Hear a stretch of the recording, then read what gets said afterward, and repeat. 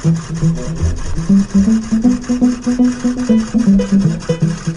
consiste cette opération de déménagement et surtout son côté très important quand même, presque solennel, vous allez dire. Alors en fait il fallait sécuriser le transport. Donc il y avait deux problèmes à régler. Le problème il faut savoir que les embryons sont conservés dans l'azote liquide, c'est à moins 196 degrés. Donc il fallait, et l'azote liquide est assez volatile. Donc le premier problème, c'est éviter les secousses. Donc il y a tout un chargement particulier à effectuer. Et le deuxième problème, pour le voyage, il fallait absolument fluidifier la circulation. C'est-à-dire qu'il faut éviter les arrêts intempestifs.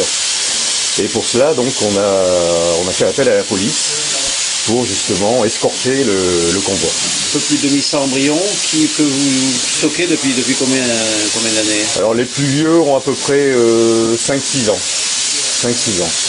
En fait, chaque année, les couples qui ont des embryons congelés sont contactés pour justement chaque fois nous donner leur motivation par rapport à ces embryons. Donc en fait, il y a trois solutions. Soit ils désirent les conserver, soit ils désirent les détruire, soit ils peuvent aussi les donner.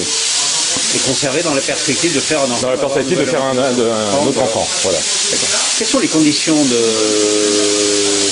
stockage, de garde, si j'ose dire, de ces embryons?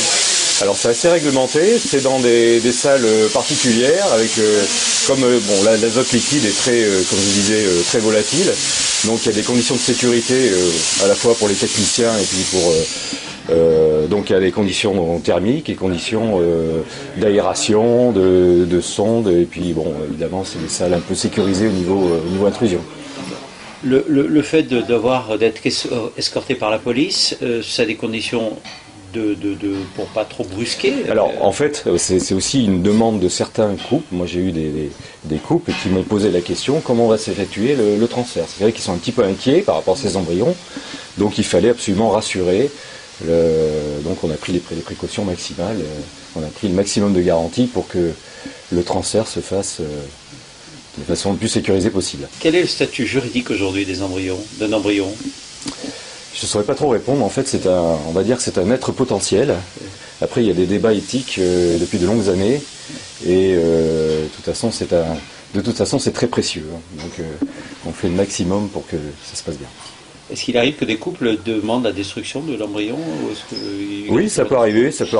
Alors, le plus souvent, c'est lorsqu'ils ont déjà eu un enfant. Vous savez que le parcours est assez pénible, hein, dans la vie d'un couple qui désire d'avoir un enfant. Surtout en arrivée au stade de la FIV, c'est quand même le stade ultime, donc c'est assez lourd. Donc quand ils ont l'enfant, c'est vrai que je ne suis pas à leur place, mais c'est un soulagement. Et on a souvent des demandes, enfin souvent, c'est à peu près, on va dire, 20-30% des couples qui demandent la destruction.